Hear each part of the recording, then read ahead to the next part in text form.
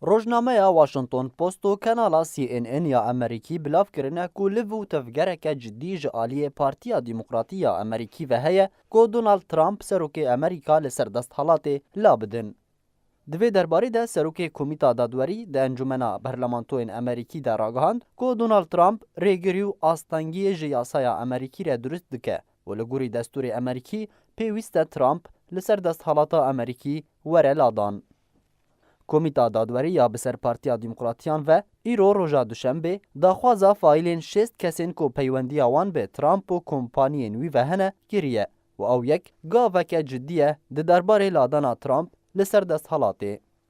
جیرولد نادلر سروک کمیتا دادوری اشکره کر که او به همی هولین خواه لبلگو دیکومنتان دگره تاکو تدابیر ده در حق دونالد ترامپ سروک امریکا ده ورستاندن سرباری که ترامپ دست حالاتا امریکا به شیوه کی شاش بکار آنیه و آستانگی جیاساین امریکی را درست کریه و دوی وره لادان لسر دست حالاتا امریکا.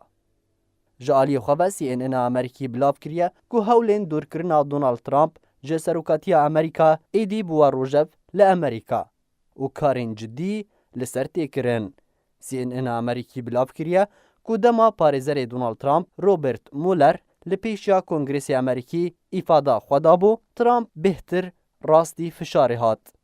جعالی خواه دونالد ترامپ سروک امریکا لسر تویتر خواه بلاف کربو که او مروفک بیتاوانه و خلکک هیه جه توره بویه جبر که بویه سروک امریکا.